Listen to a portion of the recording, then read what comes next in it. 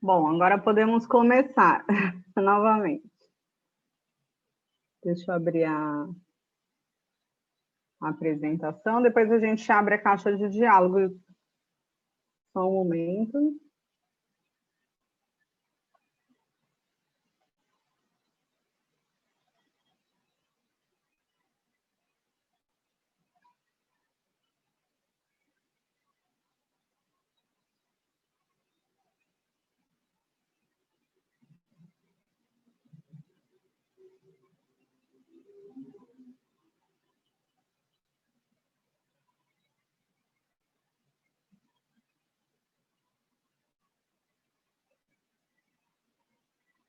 Está aparecendo para vocês?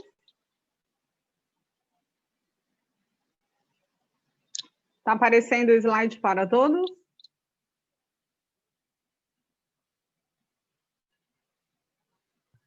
Sim, para mim está. Tá? Então, a nossa aula de hoje, vamos iniciar Desafios da Aprendizagem Campos de Saberes. Tá? Eu sou a professora Carolina. Próximo slide é uma breve apresentação, depois nós faremos uma breve apresentação, eu vou chamar uma por uma, tá bom? Para fazer a apresentação também.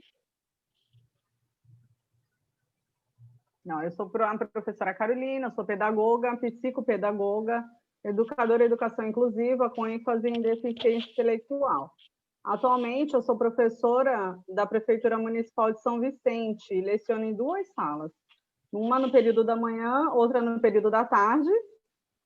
De manhã, eu sou professora do Maternal 2 e à tarde sou professora do 2º ano. Tá? Antes de entrar na prefeitura, eu também lecionei como polivalente nas escolas do estado, substituindo em todas as disciplinas, do 6º ano até o 3º ano do ensino médio. Todas as disciplinas, português, matemática, ciências, história, geografia. Tem mais alguma pedagoga aqui na sala? Sim. Sabe que a gente é polivalente e entra em qualquer sala, em qualquer momento, né? Já deve ter passado por isso, se não passou um dia, pode ser que vá passar. De dar outra disciplina também. Sim.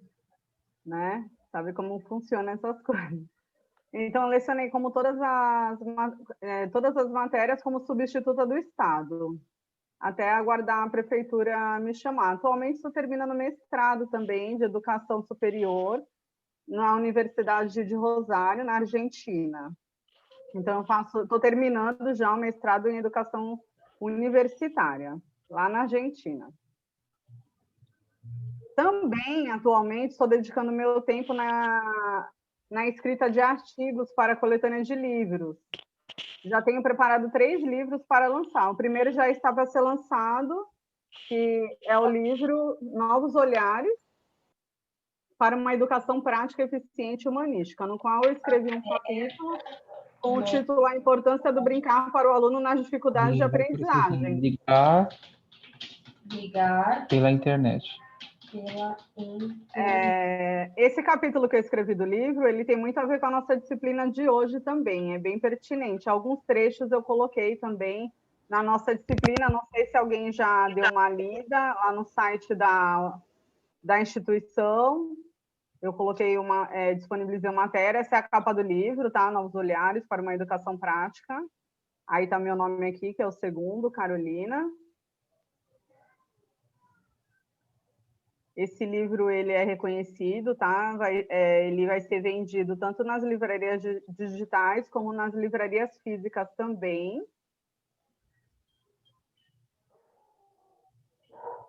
E agora vamos, já que nos conhecemos um pouco, vamos abrir um espaço para que todos façam uma breve apresentação. Eu coloquei aqui para o pessoal não se esquecer, não perder.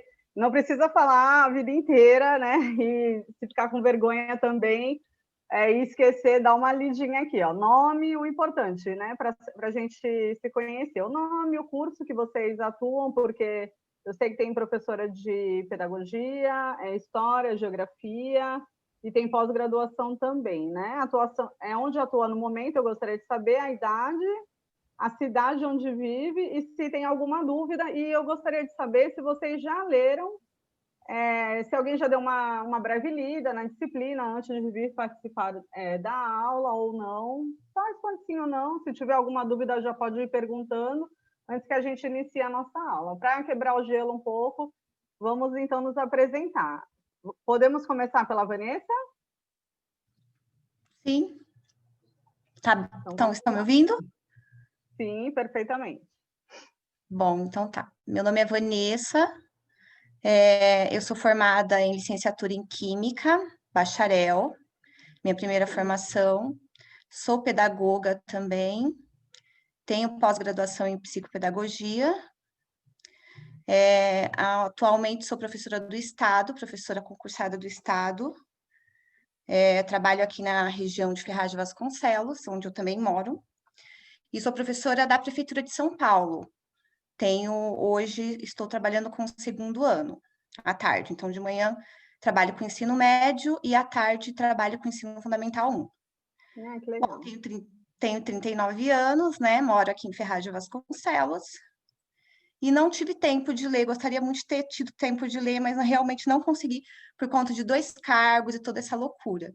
Mas aí estou bem interessada na aula e acredito que vai ser um momento muito bom. E estou ali na capa do livro também. Que legal.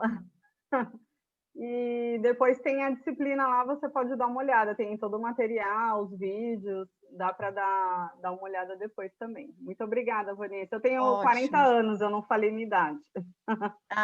Estamos ali, juntinho. Bem perto. E eu também dou aula no 2º ano, à tarde. É que de manhã eu tenho creche. Eu também. Obrigada, Vanessa. Agora, a Denise. Pode se apresentar, Denise? Sim, estou sim, perfeitamente. Meu nome é Denise, eu tenho 34 anos. Atualmente, eu também tenho 2 cargos. O primeiro é na educação infantil, esse ano eu estou na creche. A faixa etária dos meus alunos é de 2 a 3 anos. E à tarde eu sou fundamental e eu também estou com o 2º ano. Nossa! Eu confesso que eu não li o material, porque realmente hoje à tarde foi reunião de pais, foi extremamente corrido. Esse processo remoto, para mim, está sendo mais trabalhoso que as aulas presenciais, então tem sido bem corrido. Muito relatório para preencher. E com 2 crianças pequenas. Nossa, e com 2 crianças pequenas, daí vocês imaginam. Tenho minha filha de 4 e o meu filho de 2. Que bom. A cidade onde eu vivo é em Poá, e o meu curso eu estou fazendo pós em psicopedagogia. Muito bom. E você é pedagoga? Sou. Também. Na verdade, eu tenho 2 licenciaturas, né? Eu fiz magistério no Cefam, a minha primeira formação foi técnica. Depois eu ingressei em artes plásticas, então sou licenciada. E depois eu fiz a pedagogia. Perfeito. O magistério, ele é mais prático, né, do que a pedagogia. A pedagogia é mais teórica. Quem fez o magistério já chegou na sala sabendo mais do que os outros. A gente que fez só a pedagogia entrou na sala apanhando um pouquinho, não é verdade? Tem alguma dúvida inicial que você queira tirar, Denise? Não, nenhuma. Então, tudo bem. Muito obrigada pela participação. Agora, a Fernanda, por favor, pode se apresentar? Boa noite. Boa noite. Boa noite. Fernanda Castro. Sou formada em História, licenciada em História, Geografia, pós-graduanda em Educação Especial e agora galgando aí um curso de Pedagogia, neste momento. Muito bom. Sou professora do Estado, ministro aulas de História e Geografia, educação do novo componente do Estado, que é o Inova, né, também, que são novas matérias que foram inclusas aí este ano. Sou de Mogi, tenho 38 anos. E, infelizmente, parece desculpas, né, mas realmente acabei, como eu disse, eu tinha acabado de sair de um sarau virtual sarau iniciou às 2h da tarde e por questões técnicas a gente não conseguia terminar. É incrível como essas coisas acontecem com a gente, né? É verdade. Eu também não consegui visualizar o material antecipadamente. Já Não, peço tudo bem. desculpas.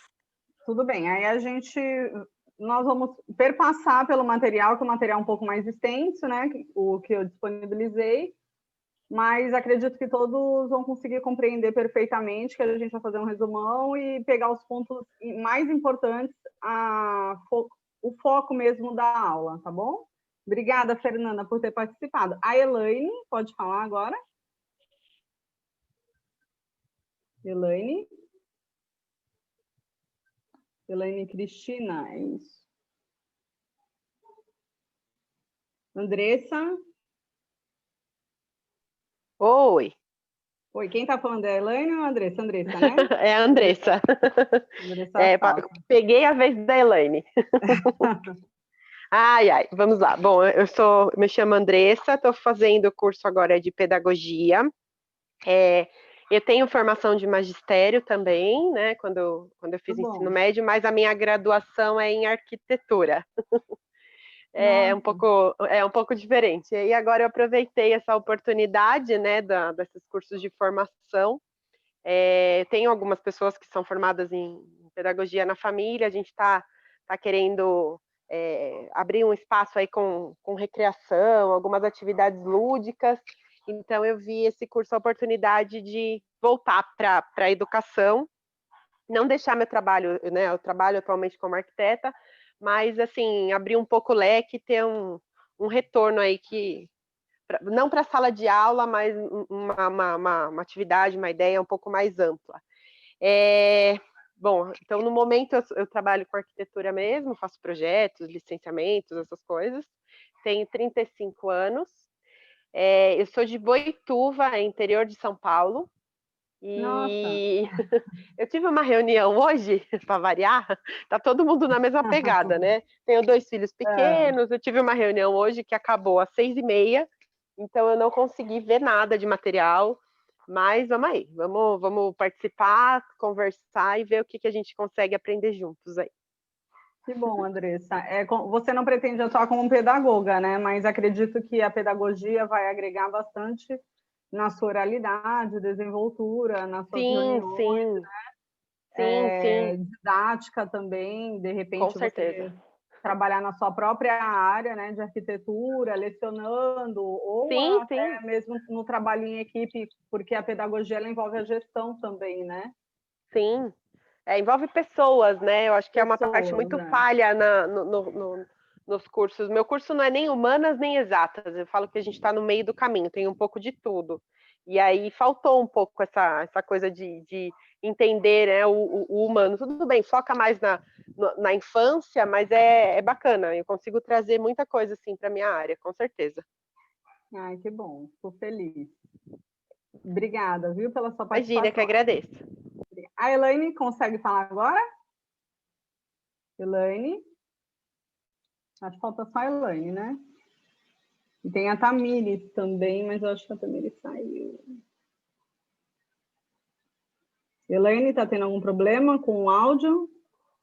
Olá, pessoas. Boa noite. O Alex aqui do Ato. Tudo bem? Professora Carolina, isso que eu ia dizer. Alguém está tendo algum problema com áudio aí, que não está conseguindo falar, nem ouvir? Manda aqui no chat, tá? Para a gente poder solucionar, ok? Eu estou à disposição aqui, professora, caso precise. Boa noite a todos.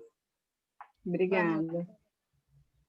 A Elaine consegue falar? É só a Elaine que eu acredito que não está conseguindo nem ligar a câmera. Agora sim, Elaine Cristina. Isso, eu não vou conseguir ligar a câmera, mas acho que o áudio pegou agora.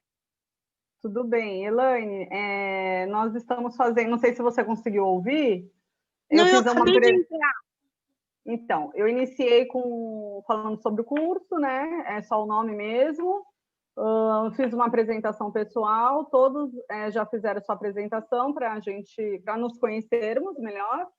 E eu estou perguntando o que você tem que falar agora. Seria o seu nome, o curso, sua formação, a sua atuação, área de atuação no momento, idade, cidade onde vive, se você tem alguma dúvida inicial da aula.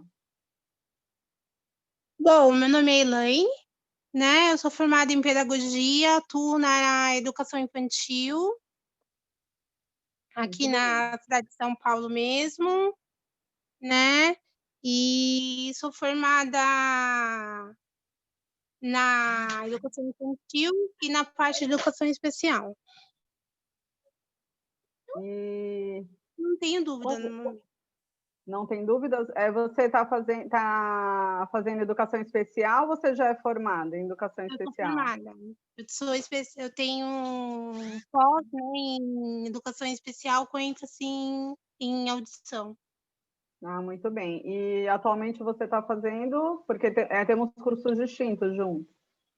Qual é o seu curso atual, agora, com a gente? Neurociência. Ah, muito bom. É muito importante aprender como o aluno aprende, de verdade, né? Tá gostando? Estou gostando sim, muito. Muito bom. Acho que todos nós deveríamos, pedagogos, né?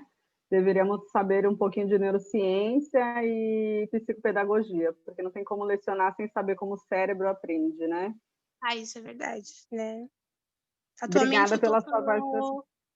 eu estou cursando, né, a faculdade de psicologia também. Ah, muito bom. Por isso o Interessante. interesse da pós em neurociência. Ah, legal.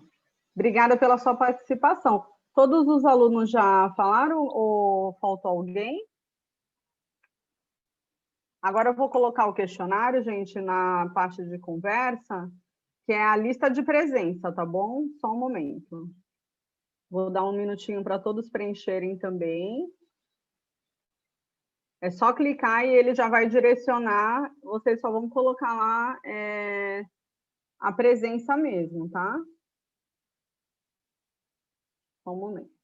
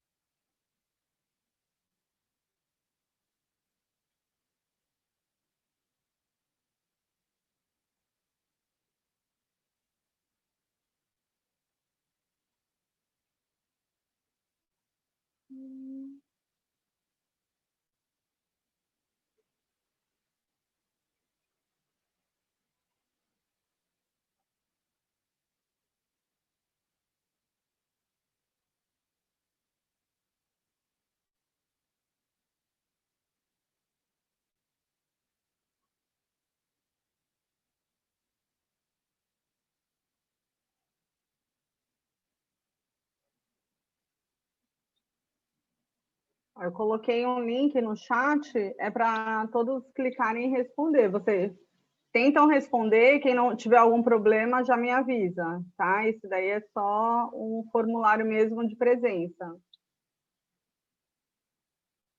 Estão conseguindo? Não, eu não recebi o link aqui. Ele está no chat. Dá uma olhadinha. Tá vendo no computador ou no celular? No computador. No computador? Isso. Ele está linkado em azul. Não, só tô vendo as meninas colocando não recebi, não está visível, não. Não está? Professora, Oi, pode falar. ele está aparecendo no compartilhamento de tela, mas no chat eu não recebi nada. Mas, professora Carolina, pode deixar...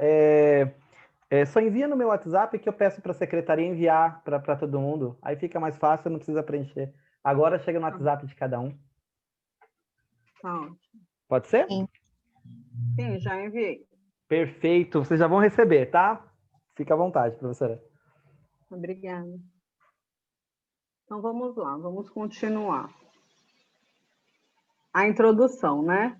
Muitos autores apontam, através de pesquisas na área de educação, que os professores ao centro dos interesses científicos e estudos acadêmicos. Podemos compreender, dentre outros fatores, a emergente demanda que, em tom de pressão, a urgência junto ao movimento globalizador, o ofício do professor, devido à necessidade de um status profissional que pudesse proporcionar melhorias em sua prática pedagógica e da qualidade da educação. Então, nós vamos falar de competências, saberes e habilidades, que são coisas muito importantes para a gente, no dia a dia do lecionar, saber dar aula, nós precisamos saber bem a diferença do que são saberes, habilidades e competências.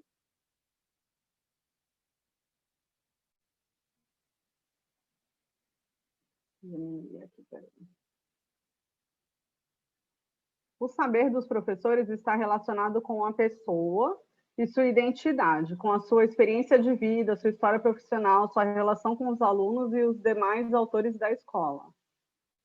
Os autores escolares, né? O primeiro saber, ele diz respeito ao trabalho. Dessa forma, o saber do professor deve ser compreendido em íntima relação com o trabalho na escola e na sala de aula. Eu vou colocar um vídeo bem curtinho, explicativo, falando sobre o saber, tá? Só um momento.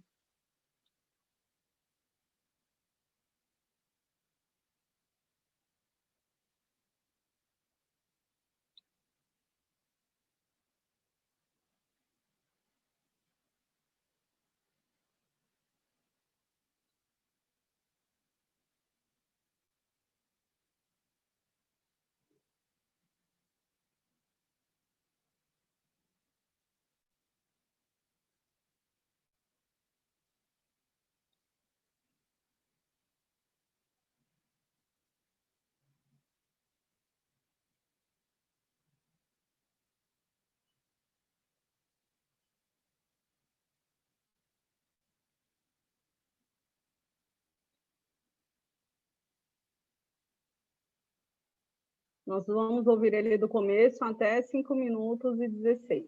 Bem a introdução. Depois ele também vai ser disponibilizado no site, tá bom? Se alguém não estiver escutando, por favor... Saberes Docentes e Formação Profissional, de Maurice Tardif. Trata-se de uma obra bastante importante, né, no universo da educação. Tem como foco o estudo do saber docente, né? Não de um ponto de vista fragmentado, né? Compartimentalizado, mas sim de um ponto de vista holístico.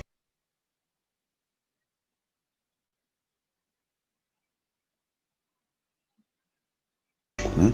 Ou seja, o saber docente como sendo a junção de vários saberes. Então, Tardif vai tratar neste livro dos saberes experienciais, do saber curricular, do saber disciplinar, o saber oriundo da formação profissional, né?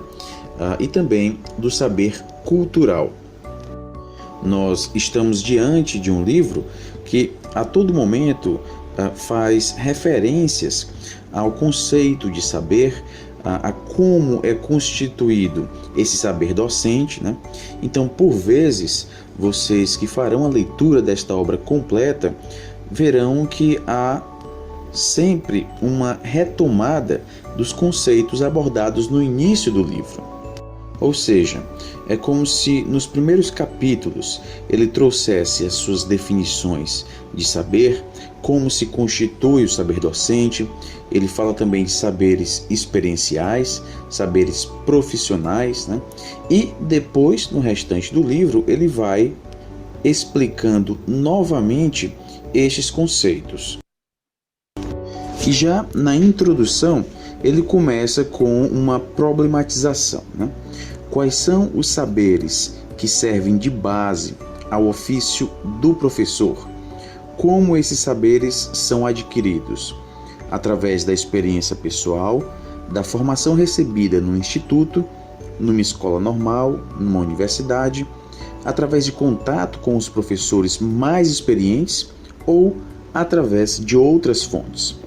Na verdade, nós veremos aí neste livro que os saberes que servem de base ao ofício de professor são constituídos, né, por todos esses elementos, seja através da experiência pessoal, da formação inicial, da experiência e contato com outros professores, né?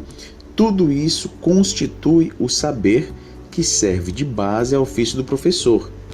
Portanto, é de suma importância que nós compreendamos que o saber do professor não é oriundo apenas da formação inicial, né?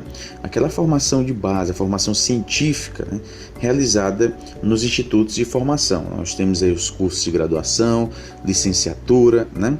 Então, é de suma importância que a gente entenda bem isso. O saber do professor não é oriundo apenas da formação inicial, mas sim de toda a complexidade vivida por este professor, né? A gente pode até citar alguns exemplos, né? Nós mesmos, caso vocês sejam professores, né? Quando nós estamos em sala de aula, é comum nós basearmos certas ações, né, de acordo com aquilo que a gente vivenciou enquanto estudante. Naturalmente, enquanto estudantes, né, nós tínhamos aqueles professores que serviam de referência, né? Tinham também aqueles professores que a gente percebia que não agradavam muito os alunos, né?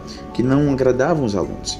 Então, toda essa nossa experiência enquanto estudante, né? Este nosso contato com os professores, né? A gente vai adquirindo saberes e vai utilizar esses saberes também em nossa prática docente, né? Então, a constituição do saber do professor começa antes mesmo da sua formação inicial. E vejam só o que ele diz: o saber não é uma coisa que flutua no espaço. O saber dos professores é o saber deles e está relacionado com a pessoa e a identidade deles, com a sua experiência de vida e com a sua história profissional, com as suas relações com os alunos em sala de aula e com os outros atores escolares na escola. Então, vejam só, né? Bom, todos escutaram? Oi? Sim. Deu para escutar? Esse vídeo ele vai ser disponibilizado para vocês, Maurício Tardif, Saberes Docentes e Formação Profissional, que tem a ver com a nossa aula, né, de hoje. O ponto focal desse livro e dessa parte da aula é que os nossos saberes eles não se iniciam na licenciatura, na faculdade. Nós já não somos tabulas rasas, nós temos saberes de vida, né? Alguém tem algum comentário a fazer sobre isso? Alô? Oi? Estão aí? Denise, Elaine, Fernanda?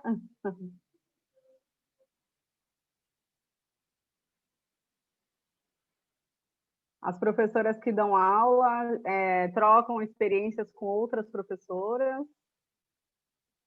E nesse momento também estão conseguindo aprender. Pode ligar o microfone e falar. Estão ouvindo? Sim. Bom, eu costumo dizer que nós, professores, a gente aprende muito mais até ensinando, né? Do que estudando sozinho, né? Então, a gente está aprendendo a todo momento, tanto o currículo oficial quanto o currículo oculto. Então, acho que é bem de encontro ao que o vídeo aí, os 5 minutinhos de vídeo passou, né? E as experiências, elas são muito importantes também nesse andar aí, nesse nosso caminho tão grande, tão extenso, que a gente já percorre e ainda tem para percorrer. Muito bem colocado, Vanessa. O currículo oculto é um assunto atemporal, vamos colocar dessa forma, né? Porque uma coisa é o que a gente aprende, que a gente sabe que tem que fazer e fechou a porta, o currículo oculto ele está ali a todo momento, né? E nós sabemos que há muita crítica em cima disso, porém, com uma sala, não sei quantos alunos possuem na sala de vocês, mas em média de 25, 15 ou até 30, no estado chega até 40 alunos, dependendo da sala de aula. Então, o professor ele tem que se desdobrar e torna-se meio que impossível não trabalhar de uma forma oculta, né? Você trabalhar no quadradinho ali fica meio complicado, foi bem colocado. Mais alguém tem alguma coisa a agregar a respeito? Quer agregar algum assunto? Esse vídeo ele é muito interessante para que todos verifiquem depois dele inteiro. Ele tem 30 minutos. Eu coloquei os 5 minutos e 19, que é o principal, a introdução, que é o que eu queria passar sobre saberes, para que a gente entenda que nós vamos falar sobre saberes, habilidades e competências, né, inicialmente. E nós precisamos ter uma noção exata do que são saberes, do que são habilidades e do que são competências. Tudo bem? Vamos dar continuidade, então.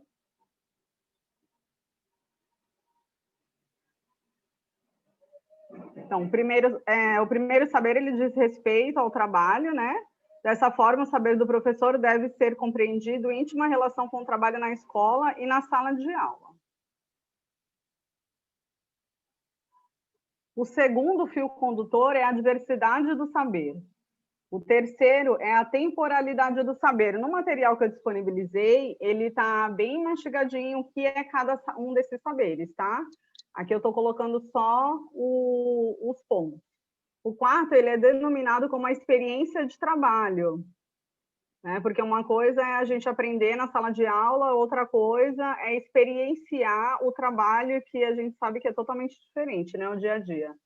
O quinto saber diz respeito de saberes humanos. Nós precisamos saber de gente, né? Como Andressa, é a Andressa que é a arquiteta, né?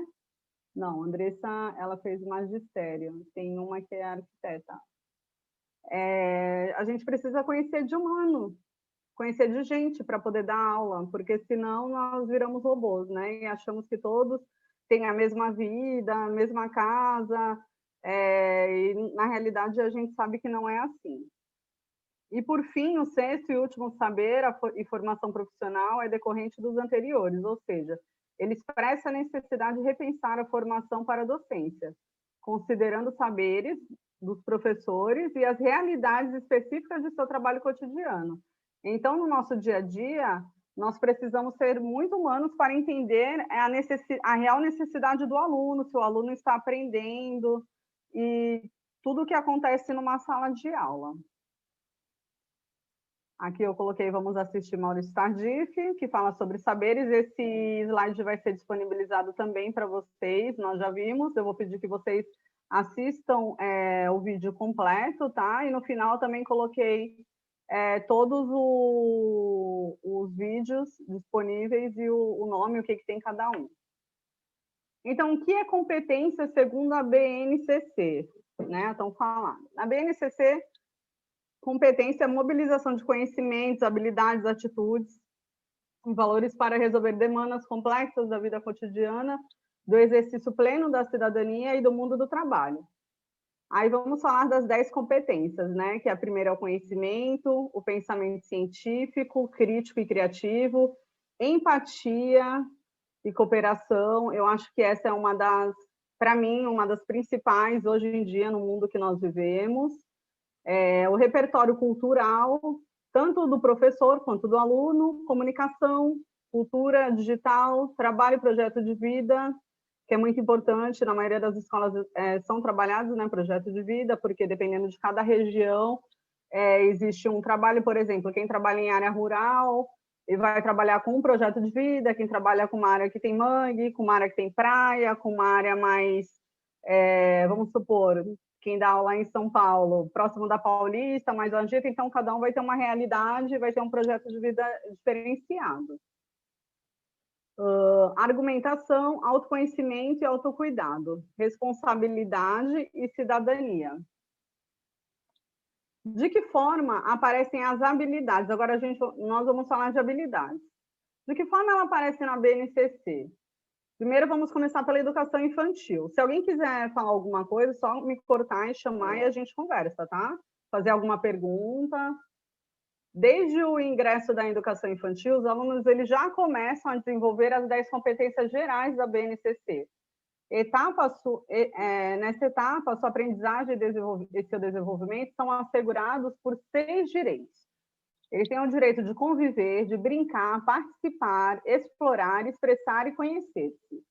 Esses direitos conversam diretamente com os eixos estruturantes de interagir e brincar, da educação infantil, de interagir e brincar. Na educação infantil, ainda não se fala em área de conhecimento e componentes curriculares, mas em campos de experiência.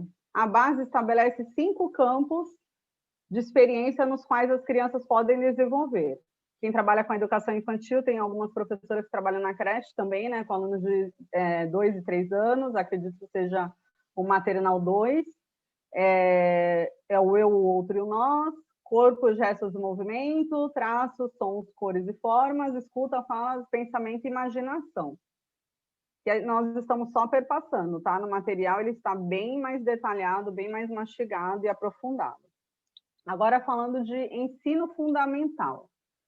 Em todo o curso do ensino fundamental, a etapa mais longa da educação básica, o foco da aprendizagem das crianças e adolescentes continua sendo sobre as 10 competências gerais da BNCC. Enquanto na educação infantil a base estabelece campos de experiência para o desenvolvimento dos alunos, para o ensino fundamental, essa divisão é feita em áreas de conhecimento e componentes curriculares.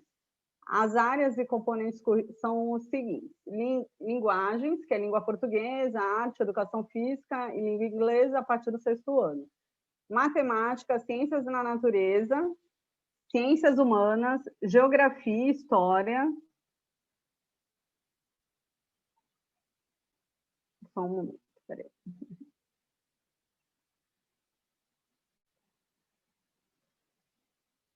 E ensino religioso, que eu acredito que não tenha em todas as escolas, né? De acordo com a Base Nacional Comum Curricular, para garantir o desenvolvimento das competências específicas, cada componente curricular apresenta um conjunto de habilidades. Essas habilidades estão relacionadas a diferentes objetos de conhecimento, aqui entendidos como conteúdo, conceitos e processos que por sua vez, são organizados em unidades temáticas. Portanto, os objetos de conhecimento são os conteúdos, conceitos e processos organizados em diferentes unidades temáticas, que possibilitam o trabalho multidisciplinar e são aplicados... Só um momento.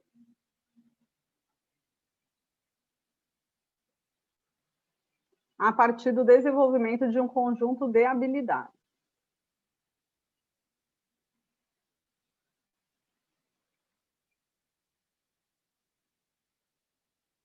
Aí tem as habilidades do ensino médio, né? Tem a professora que dá aula aí no estado. Habilidades da BNCC no ensino médio. Enfim, chegamos à etapa final da educação básica, o ensino médio. No material que eu disponibilizei, que está lá no site do Ato Instituto, ele tem um gráfico mostrando bonitinho, está falando detalhadamente de todas as áreas de conhecimento. Então, enfim, chegamos à etapa final da educação básica, ensino médio. Ao final dessa etapa, os estudantes devem completar o seu desenvolvimento dentro das 10 competências gerais da Base Nacional Comum Curricular. Assim como na etapa anterior, o ensino médio também é organizado em áreas de conhecimento. Vamos ver quais são elas? Linguagens e suas tecnologias, matemática e suas tecnologias, ciências da natureza e suas tecnologias, ciências humanas e sociais aplicadas. Devido à reforma do ensino médio e à reformulação da BNCC, para esta etapa, os componentes curriculares obrigatórios para os 3 anos são de língua portuguesa e matemática. No entanto, as competências específicas e habilidades das demais áreas de conhecimento podem e devem ser desenvolvidas em diferentes arranjos curriculares a partir dos itinerários formativos. Bom, agora eu vou passar um outro vídeo para vocês. Alguém quer perguntar, agregar ou falar alguma coisa? Pode falar, gente, não precisa ficar com vergonha. Vou passar um outro vídeo. Estão todos escutando? Sim. Sim. Tá, eu vou passar um outro vídeo, tá? Só um momento.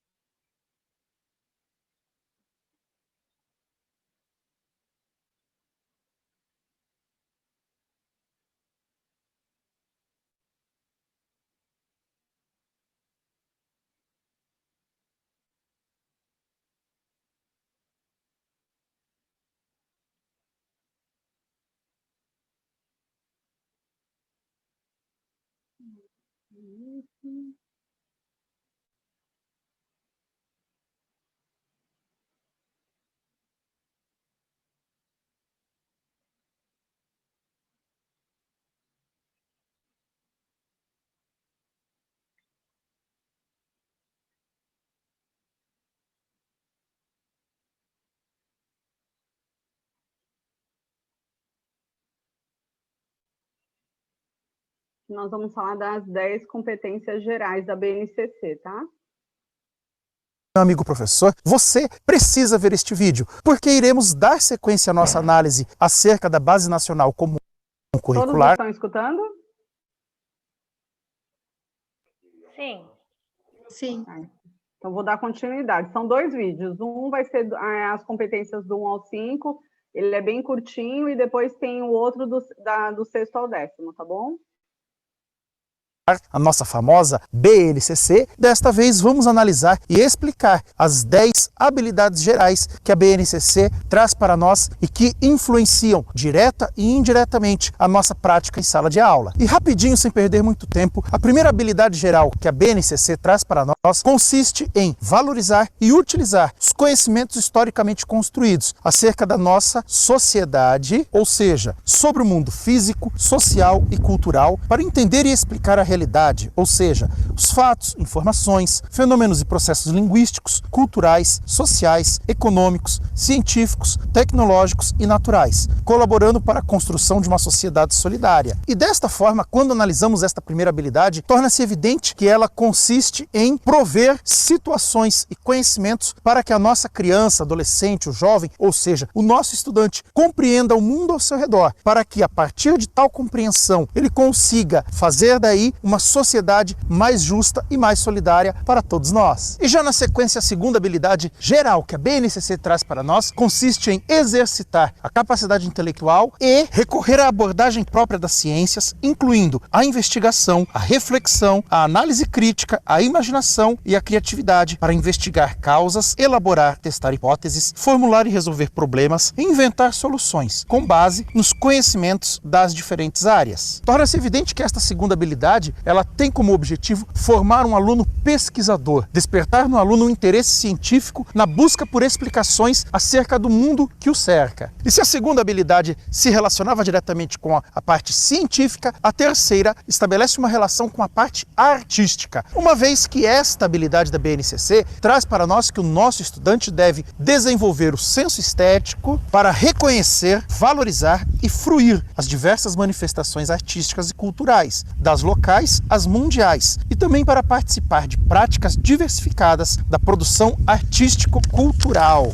E desta forma o nosso estudante passa a aprender o que é belo do ponto de vista estético da arte e da produção cultural, valorizando primeiro aquilo que está ao seu redor. E a quarta habilidade fala direto com a minha área, que é a área das linguagens, porque ela estabelece que a criança, o adolescente, o jovem, o nosso estudante, ele deve desenvolver a habilidade de utilizar as mais diferentes linguagens, sejam elas verbal ou não verbal ou mista, que é o caso da linguagem verbo-visual, como as libras. Ainda usar as linguagens corporal, multimodal, artística, matemática, científica, tecnológica e digital, para expressar-se e partilhar informações, experiências, ideias e sentimentos em diferentes contextos, e com eles produzir sentidos que levem ao entendimento mútuo. E o que nós devemos ficar atentos neste ponto da BNCC, nesta habilidade, é o fato de que linguagens não é apenas alfabetizar, bem como o uso das novas tecnologias.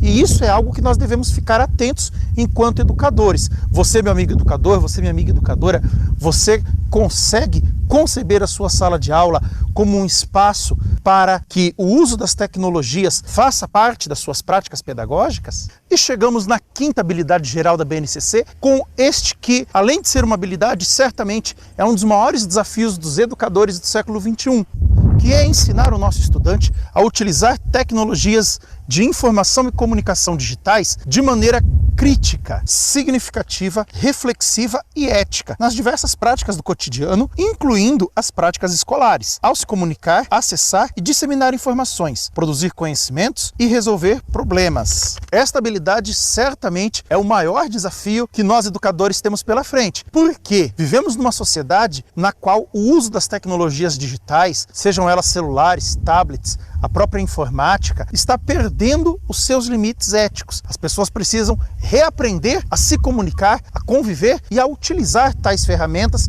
para o bem da sociedade.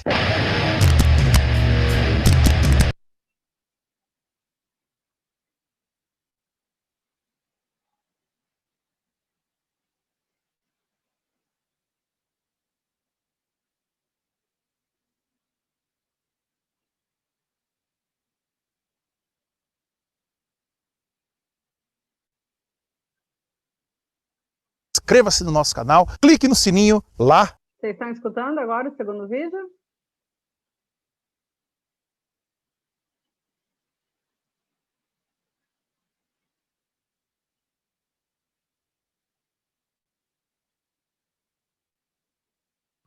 Para ficar atento às notificações, porque há muitos bons vídeos por aí. Nosso canal já conta com várias produções acerca da BNCC, já analisamos toda a Base Nacional Comum Curricular da Educação Infantil, nos vários vídeos que você pode conferir aqui. Então, inscreva-se lá, deixe o seu comentário, deixe o seu like e vamos juntos compartilhar esse conhecimento para que todos nós, professores, possamos fazer a nossa parte. E valorizar a diversidade de saberes e vivências culturais é a base da sexta habilidade que a BNCC traz para nós, com foco novamente na construção de uma sociedade cada vez mais justa, igualitária e solidária. Então, a sexta habilidade consiste nisso: valorizar e respeitar as diversas vivências culturais e apropriar-se de conhecimentos e experiências que lhe possibilitem entender as relações próprias do mundo, do trabalho e fazer escolhas alinhadas com seu projeto de vida pessoal, profissional e social, com liberdade, autonomia, consciência crítica e responsabilidade. Torna-se evidente, então, que nesta habilidade, o respeito a essa diversidade de saberes e vivências culturais gera também a autonomia, porque permite que o nosso trabalho pedagógico possibilite ao aluno construir-se enquanto sujeito dentro de uma sociedade. E provavelmente você, minha amiga professora, meu amigo professor, já ouviu falar de fake news. Pois é, e as fake news, as notícias falsas, têm tudo a ver com a 7ª habilidade geral da BNCC, porque tal habilidade consiste em argumentar utilizando fatos, dados e informações verdadeiras, ou pelo menos confiáveis, para formular, negociar e defender ideias, pontos de vista e decisões comuns que respeitem e promovam os direitos humanos e a consciência socioambiental, em âmbito local, regional e global, com posicionamento ético em relação ao cuidado de si mesmo, dos outros e do planeta. Torna-se evidente, então, que nesta habilidade da BNCC, o foco consiste no tratamento da informação, ou seja, em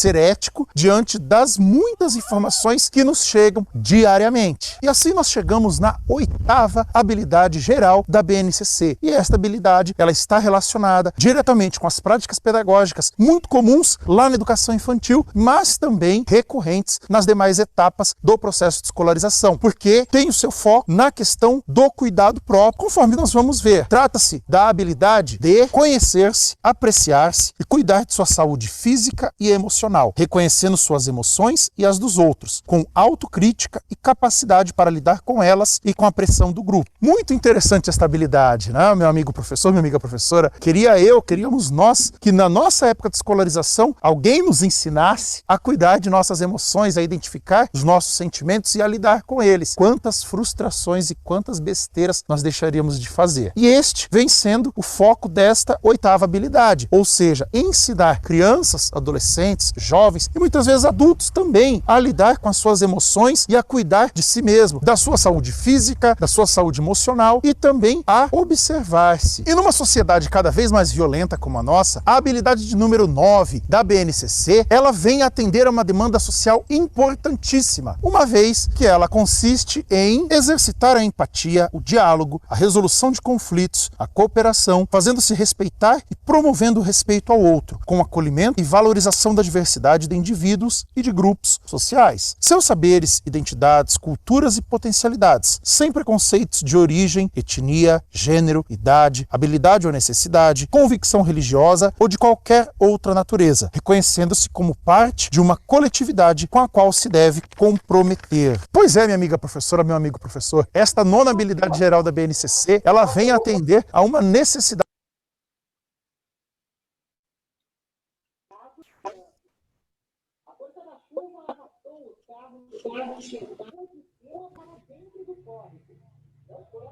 que nós vivenciamos diariamente, tanto em sala de aula e principalmente fora dela, que é a habilidade de relacionar-se, de gerir conflitos, de resolver conflitos e de evitar a propagação de preconceitos, discriminações e todo e qualquer tipo de violência. E chegamos ao final da nossa análise acerca das habilidades gerais da Base Nacional Comum Curricular, trazendo então a 10ª habilidade, que a exemplo das duas anteriores, também é direcionada para a construção de uma sociedade mais justa e harmoniosa entre todos nós, pois ela traz para nós a habilidade de agir pessoal e coletivamente, com autonomia, responsabilidade, flexibilidade, resiliência e determinação, tomando decisões com base nos conhecimentos construídos na escola, segundo os princípios éticos, democráticos, inclusivos, sustentáveis e solidários. Tornou-se evidente, então, que o foco desta 10ª habilidade da Base Nacional Comum Curricular consiste exatamente na construção de uma sociedade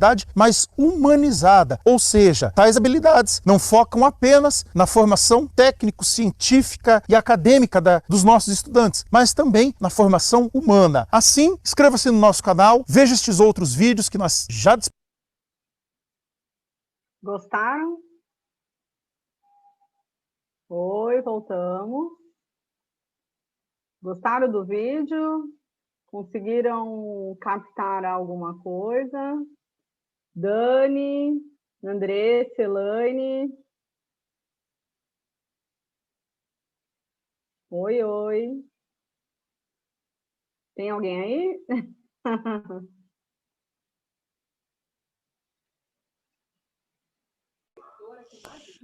Professora, aí tá Dani porque eu precisei trocar pelo Note, tá? É a Fernanda. E a minha filha usa o Zoom para as aulas dela de boxe, e aí eu acabei entrando com o nome dela. Entendi. Desculpa. Então, nós falamos das 10 habilidades, né? Foi bem explicadinho, mastigado, bem detalhado cada habilidade. Eu vou começar falando sobre uma habilidade que eu acho muito importante. Todas são importantes, eu não acredito que uma seja mais importante que a outra. Mas uma habilidade que hoje me chama muito a atenção é a habilidade 5, que é a de tecnologias digitais, né? Qual é a nossa obrigação hoje, enquanto professor, independente da área em que atuamos, né? Sendo pedagogo, psicopedagogo, educação inclusiva, professor em neurociência, seja lá que aula do Estado, história, geografia. Qual é o nosso papel hoje com as tecnologias? Passar uma forma dos alunos utilizar essa tecnologia ao seu favor, né? Porque hoje tem muita informação jogada e muita informação que não está correta. O aluno ele precisa entender e aprender, e isso ele vai depender do professor, porque apesar de tudo está na internet, só que será que aquela informação é adequada? Será que aquela informação é a certa? Será que é uma fake news, como ele mesmo citou no vídeo? Então, qual é a nossa obrigação hoje enquanto educador? Fazer com que um aluno ele utilize essa tecnologia como uma ferramenta crítica, e ele ensinar ele a buscar a informação correta nos sites corretos. Se vai fazer um trabalho, não dá Ctrl+C, Ctrl+V, ele saber analisar, ler, fazer um resumo, uma resenha.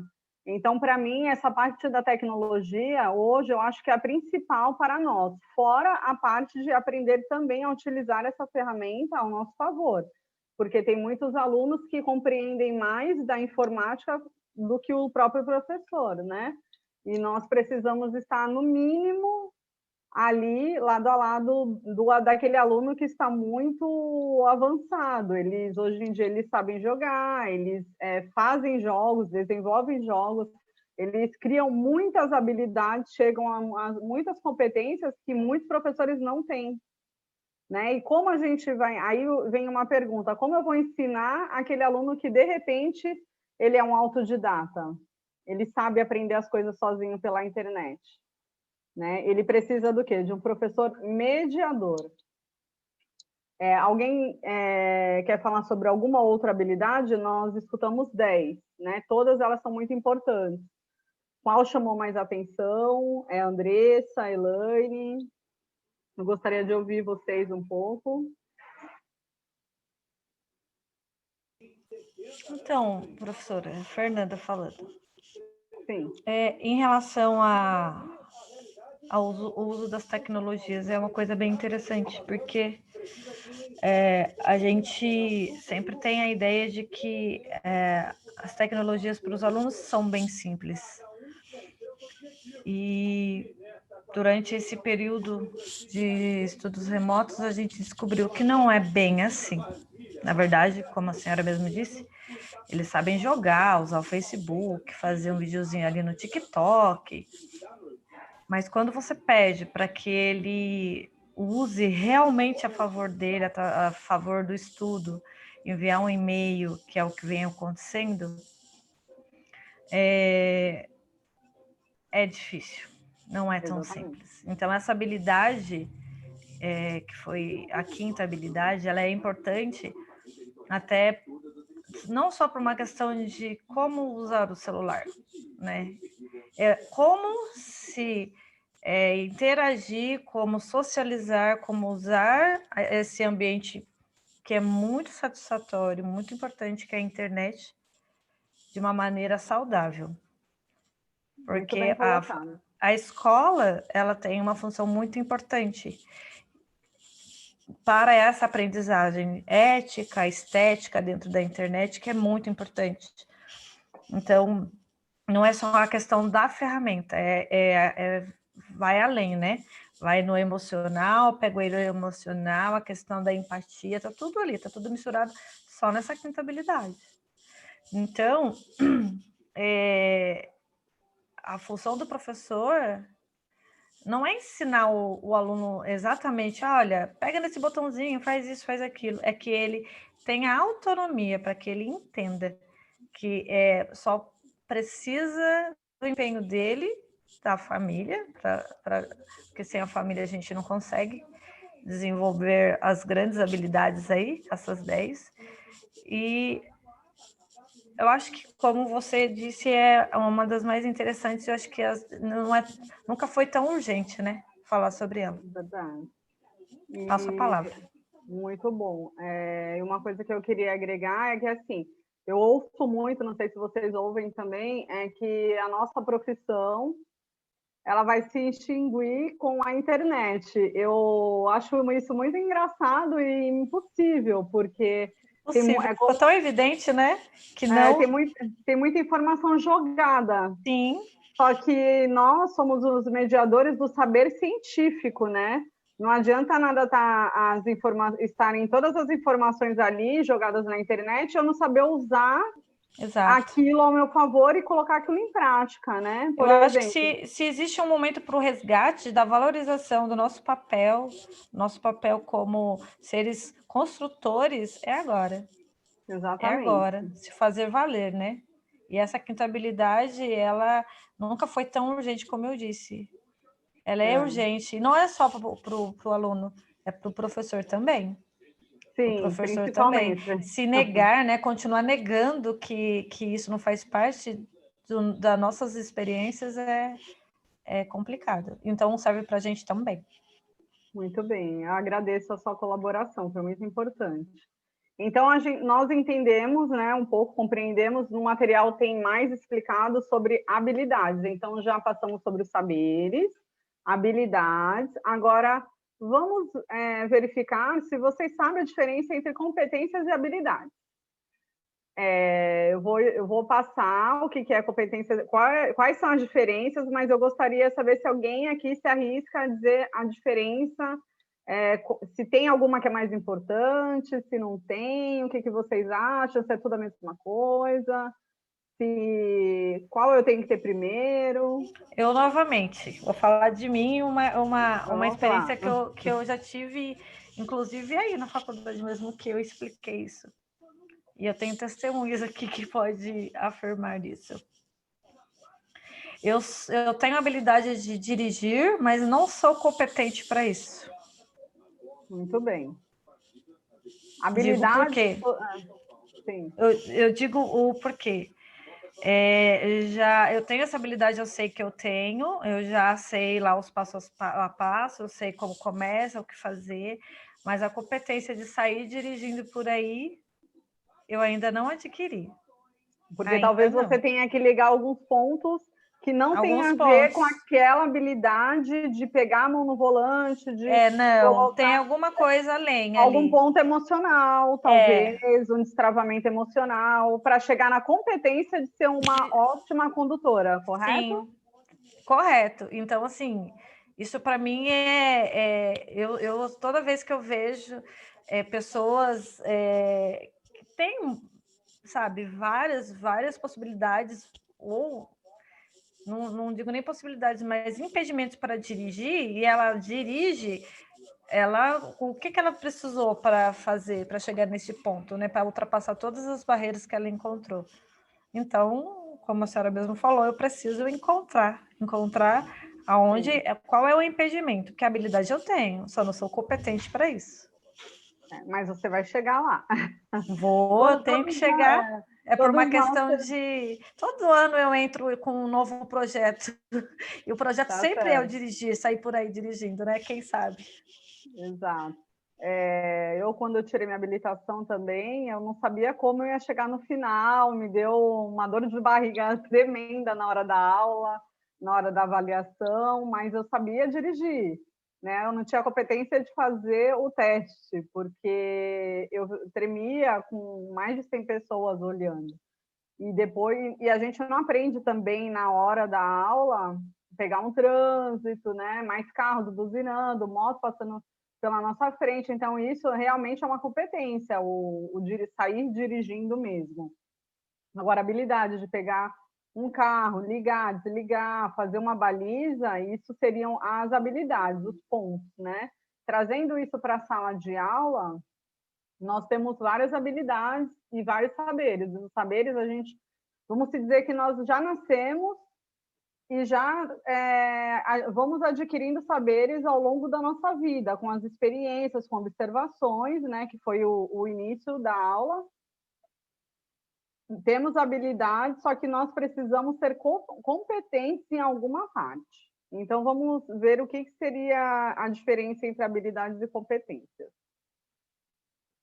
Se alguém quiser também fazer algum comentário, é só chamar, tá? As competências, elas só serão alcançadas plenamente se as habilidades forem sendo desenvolvidas em todos os anos, por todos os componentes curriculares. Vale dizer que muitas habilidades demoram muito tempo para serem adquiridas, ressalta Denise Rampazzo. O seu compromisso é com a educação integral. O seu compromisso é com a educação integral. Reconhece, assim, que a educação básica ela deve visar a formação e ao desenvolvimento humano global. Então, para a gente chegar ao desenvolvimento humano global do aluno, nós precisamos trabalhar os saberes, habilidades, para chegar na competência de desenvolver aquele aluno, o que implica em compreender a complexidade e não a linearidade desse desenvolvimento, rompendo com visões reducionistas que privilegiam a dimensão intelectual cognitiva ou a dimensão afetiva daquele aluno. Tem gente que sai, aí depois aparece ali em cima, demora um pouquinho, tá? Para que eu consiga enxergar ali para entrar.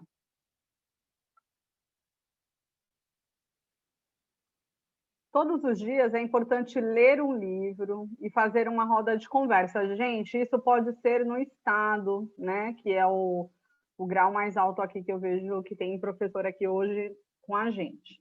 Eu já dei aula no estado, no terceiro ano do ensino médio, os alunos são super carentes.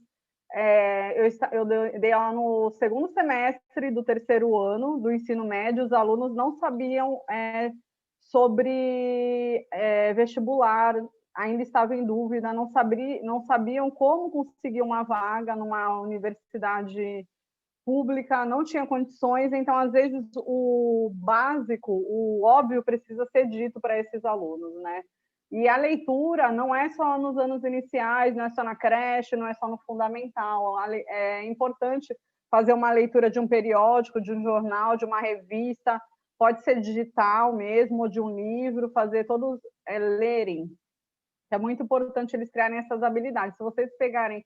Eu não uso o Facebook, porque eu não gosto, mas eu tenho um Instagram, e eu, às vezes, fico lendo as conversas e eu vejo como as pessoas escrevem errado, porque não têm habilidade de ler, tão pouco escrever, né? E vão escrevendo de qualquer jeito. Então, todos os dias, o professor é importante ler um livro, fazer uma roda de conversa.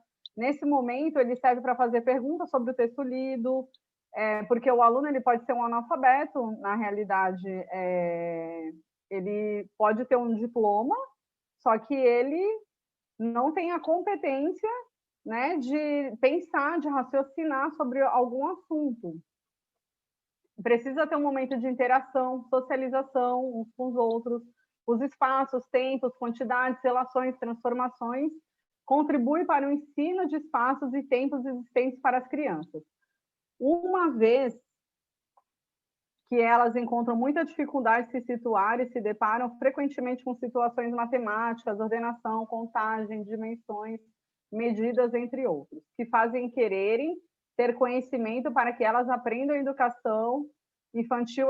O que a educação infantil ela deve? Aqui a gente falando da educação infantil, promover experiências nas quais as crianças possam fazer observações, manipular objetos, investigar, explorar seu entorno, levantar hipóteses e consultar fontes de informação para buscar respostas às suas curiosidades e indagações. Assim, a instituição escolar está criando oportunidades para que as crianças ampliem seus conhecimentos do mundo físico e sociocultural e possam utilizá-los em seu cotidiano.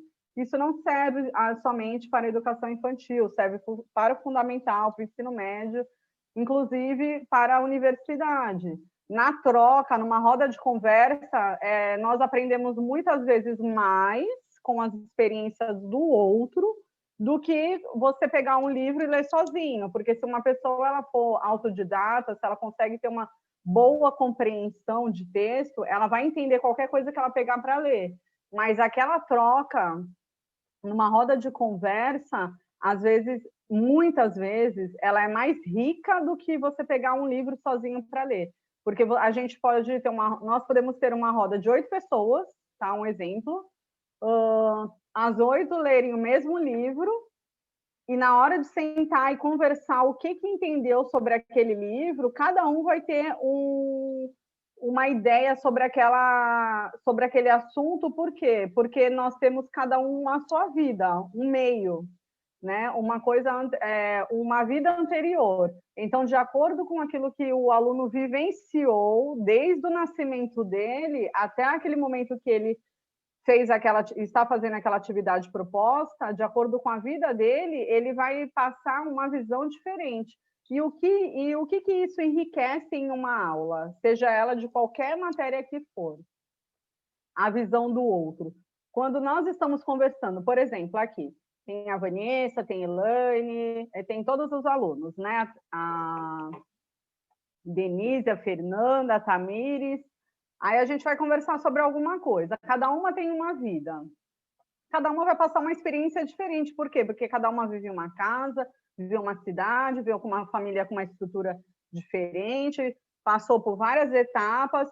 E como eu vou sair desse assunto? Eu vou sair mais rica do que eu entrei, porque eu não vou sair só com aquilo que eu estou passando. Eu estou falando, né? Eu estou passando a minha experiência para outros, os outros vão adquirir aquele meu ponto de vista, aquela minha visão, e ao mesmo tempo vai ter aquela troca, eu dou, eu ganho. Então eu vou sair com outras experiências, eu não preciso viver outras coisas para aprender sobre outras coisas, eu posso escutar a Vanessa, eu posso escutar a Elaine e sair com aquela experiência dela também. Então, a tecnologia, a globalização hoje, né, a informação, ela nos ajuda nisso.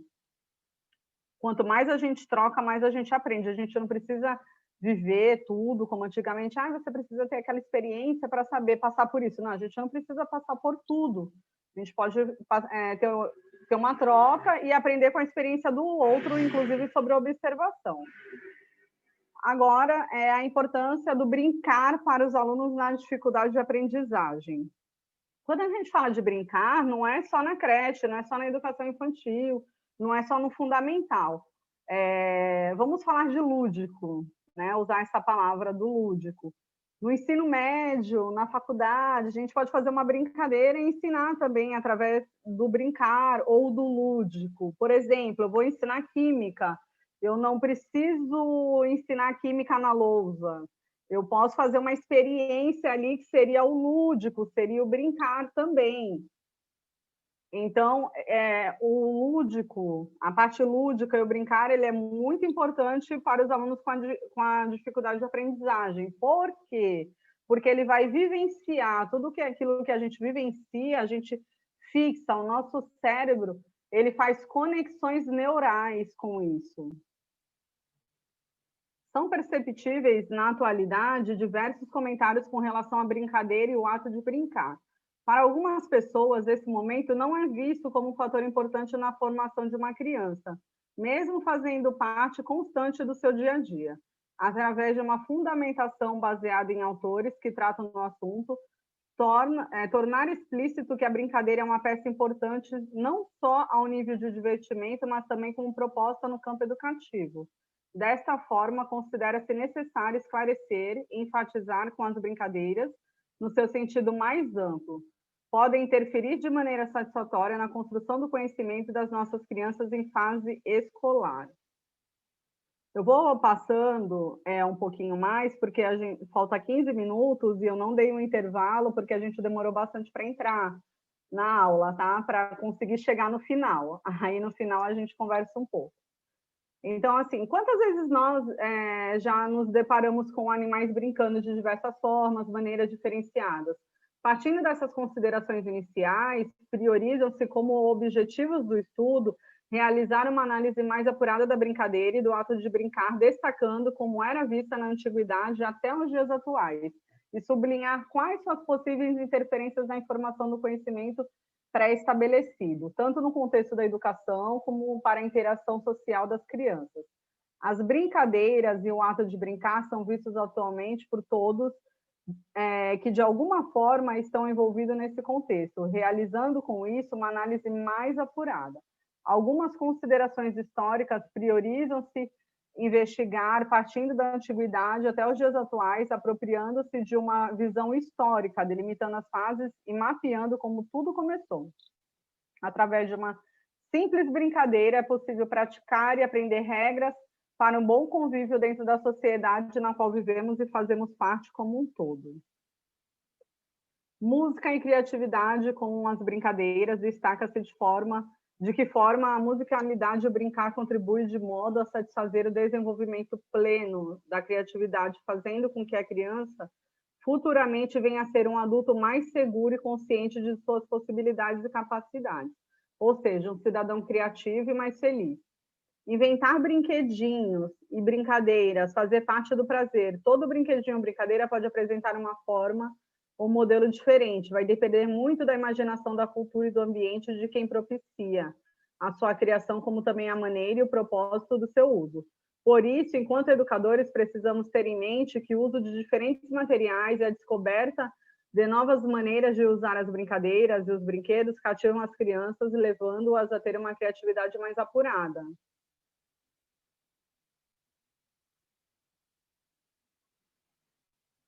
Segundo Kishimoto, para criar um brinquedo, as pessoas observam muito bem as coisas do lugar onde vivem, usando a imaginação, articulando ao momento, elas inventam modos de brincar, ou seja, expressam o imaginário, uma imitação da vida, só que de uma maneira prazerosa.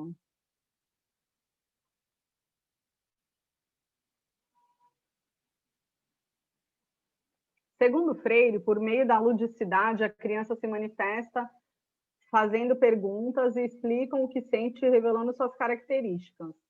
Para Freire, a criança, através das atividades lúdicas e do jogo, constrói interiormente o seu mundo. Como cita Piaget, em 1985, na fase pré-escolar, a criança tem permissão da sociedade para jogar bastante, visto que o compromisso com o conteúdo escolar é pequeno. Ao ingressar no ensino fundamental, a sociedade passa a cobrar mais essa criança um comprometimento mais sério, questionando que ela não pode mais perder tempo com as atividades lúdicas e com os jogos. Essa seriedade dada aos estudos faz com que a própria criança encare o conhecimento dos adultos como algo muito difícil e complicado, e diria chato também, né? Diante desse questionamento, o professor deve atentar para o fato de o jogo não ter um fim em si mesmo. Só um minutinho. Ocasionando a falta de interesse, além da falta de motivação e a baixa estima.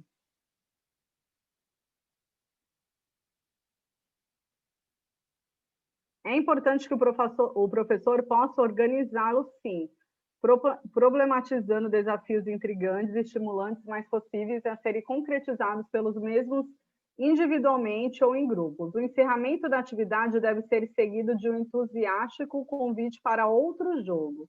Dessa forma, propor situações em sala de aula é pelo menos e duplamente vantajoso. Por um lado, trabalha o interesse, atenção, desafio o raciocínio e estimula uma postura ativa da criança. Para o professor, jogar pode ser o ponto de partida para o contexto escolar, mas a arte do sucesso do trabalho pertence a cada educador que ousar experimentar essa aventura prazerosa. Quando a criança brinca ou pratica exercícios motores através dos jogos, ela combina diferentes ações motoras entre si. São através deles que se pode provocar uma aprendizagem significativa, despertando os potenciais de habilidades pertinentes à idade. Diante disso, deixo alguns questionamentos para que possam servir de parâmetros aos professores e educadores em geral. Com isso, criando uma proposta de reflexão com relação à brincadeira na construção do conhecimento. São eles. Nós, professores e educadores, temos organizado o espaço em que trabalhamos para que a criança seja produtora da cultura infantil? Como é que as crianças têm brincado? Elas têm realmente brincado? Como que está sendo direcionado o tempo para a brincadeira? A brincadeira, agora eu vou falar uma coisa que não está escrita aqui, a brincadeira é largada ou ela é direcionada e intencional? Estamos, enquanto professores, respeitando e entendendo a importância do brincar na formação das crianças? Portanto, depois de todos esses questionamentos, levando em consideração todas as opiniões dos estudiosos e refletindo a respeito da experiência cultural das crianças quando vivenciam seus jogos, brinquedos e brincadeiras, talvez possamos concluir que o brinquedo e o brincar são, de fato, fatores do desenvolvimento humano. Já enquanto professores e educadores, se formos capazes de perceber a dimensão qualitativa e o enriquecer das aulas com o lúdico, garante o futuro de uma geração de adultos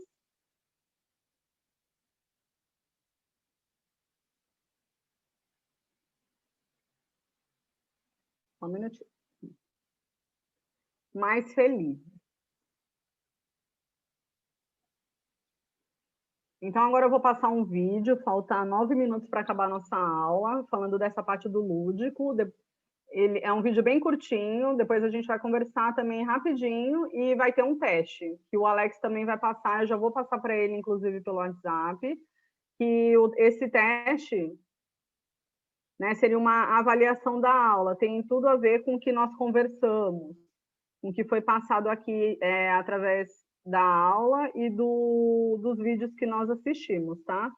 Eu já vou adiantando para ele, que aí ele vai passando para vocês. Só um momento.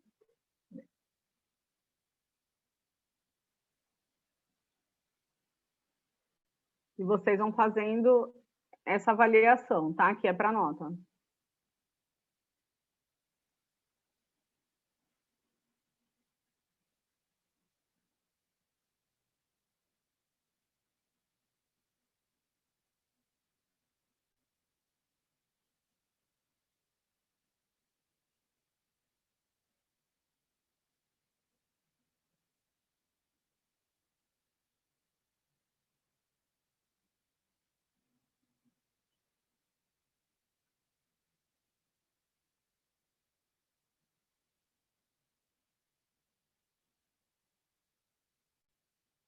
Oi, eu sou a professora Renata e hoje, a pedido da professora Claudineia, a gente vai falar um pouquinho sobre o jogo para aprendizagem.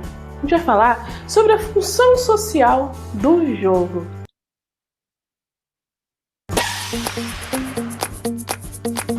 Primeira coisa que a gente tem que pensar no jogo é que ele tem que ser, o jogo, a brincadeira, são coisas que tem que acontecer na rotina de estudo da criança.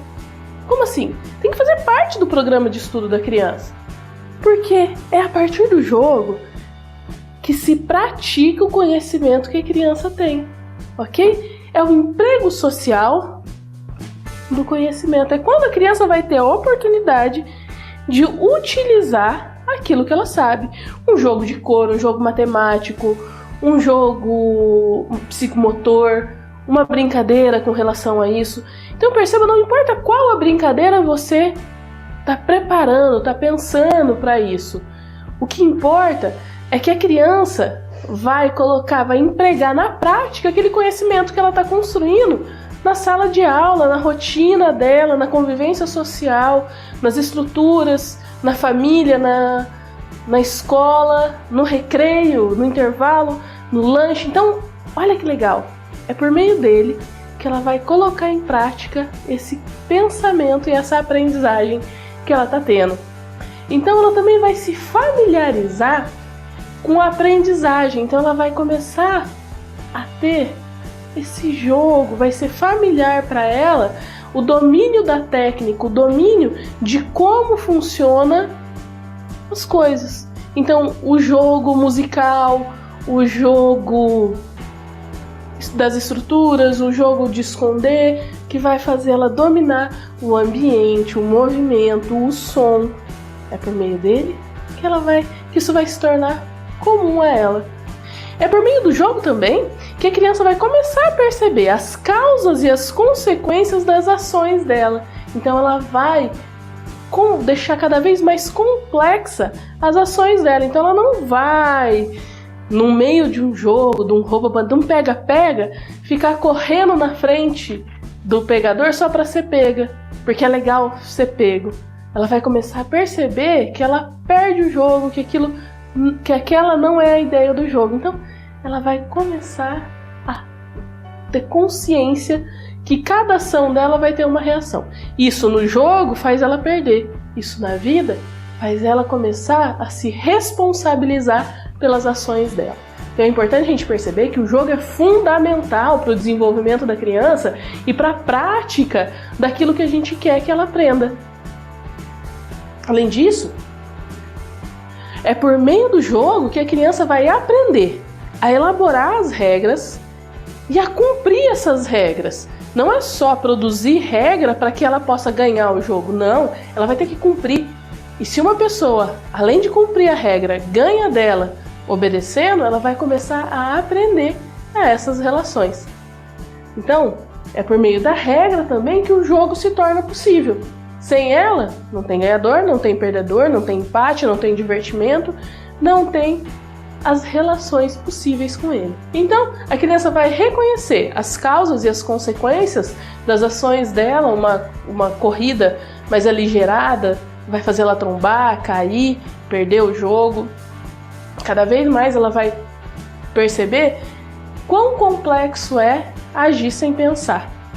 E ela vai elaborar tanto a individualidade dela, a necessidade dela dentro do jogo, quanto a coletividade, defender o time e ao mesmo tempo defender a si mesma. Então ela consegue se perceber, construir a subjetividade, a individualidade dela e ao mesmo tempo respeitar a coletividade. O jogo tem tudo a acrescentar na vida da criança. Por isso, é importante que você, professor, prepare momentos, construa jogos e principalmente faça isso utilizando os conhecimentos da sala de aula e transcenda isso para as brincadeiras e para os jogos fora da sala de aula.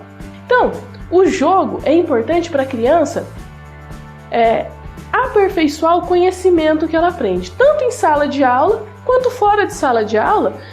A aprendizagem matemática, social, geográfica, histórica, artística vai ser requerida como essência daqueles jogos que você, professor, pode criar ou pode pesquisar na internet, em livros, na infância, por que não? Essa foi a nossa dica.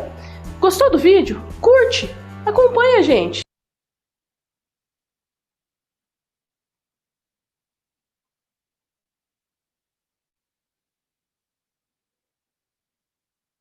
Oi, voltamos.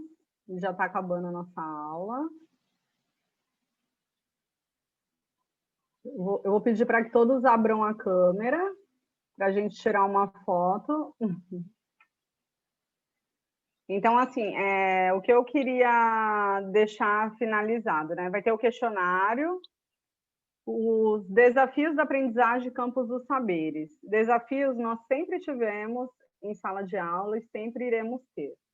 O mais importante é a gente saber o que fazer e como buscar e não se amedrontar perante a eles.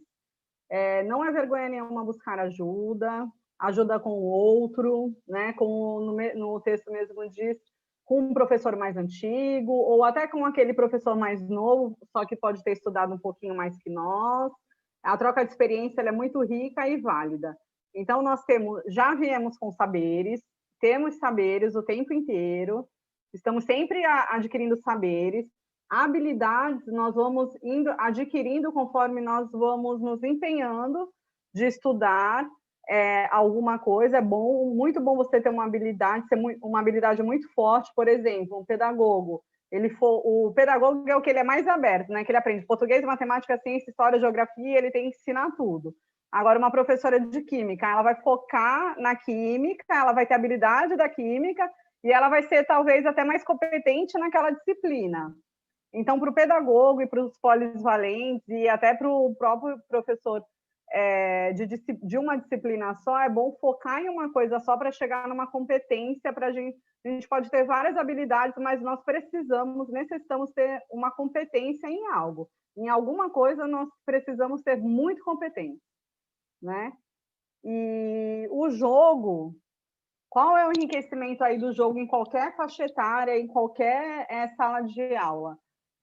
É a única forma da gente vivenciar, experienciar aquilo que a gente está ensinando na teoria, né? Passar para a prática. Então, a gente pode chamar de jogo, de brincadeira, de lúdico. A filha da Denise. Nós temos que encontrar formas de experienciar, fazer o aluno sentir um parto daquilo que nós estamos ensinando, porque só ele tendo aquela sensação do parto da disciplina que ele vai viver mesmo, e quando ele passar por aquilo na vida real lá fora, ele vai ser uma pessoa mais tranquila. Alguém quer falar alguma coisa? Que a aula já passou 1 minuto e já vamos acabar. Alguém tem alguma coisa para agregar? Gostou, não gostou? Quer conversar? Vanessa, Denise, Andressa, Elaine, Gisele? Não, nada. Tá, tem um questionário para responder. Abre as câmeras todos que eu vou tirar uma foto da gente. Tem o meu e-mail, foi disponibilizado. Qualquer dúvida, vocês podem entrar em contato. E é muito importante que responda o questionário, tá? O questionário, ele é de múltipla escolha, são 5 perguntas apenas, e está toda a resposta está bem detalhada no material que foi disponibilizado, tá bom? Vou tirar uma foto. Gisele e Elaine, pode abrir a câmera um momento? Acho que elas não estão aí. Bom, sorriam.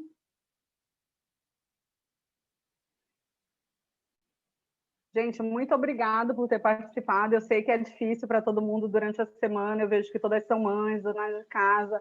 Vou tirar outra foto, porque a Gisele entrou. Se a Elaine entrar também. Aí a Denise saiu. Eu agradeço a todos. Qualquer dúvida, qualquer troca, eu estou disponível, tá? Pode entrar no meu e-mail. Se quiser me procurar também nas redes sociais, é só pedir para o Alex também, os meus contatos. Professora, desculpa só de interromper. Assim, eu sei que vocês têm acessos diferentes, né? Tem alguns que acessam pela nossa plataforma e outro pela plataforma do parceiro. Mas que vocês receberam um link, né? Então, quem não está na nossa plataforma, está na plataforma do parceiro, tem um link, né? Lá tá disponível essa aula. Eu ainda tenho que deixar alguns contatos da professora Carolina, mas, enfim, aquilo vai ficar lá, tá? Com o link disponibilizado e todos os contatos estarão lá, tá? Estamos à disposição se alguém precisar de alguma ajuda também. Muito obrigado a todos. Todos os vídeos vão estar disponíveis, todo o material. Tem um artigo científico, tem um material... Estão todos me escutando?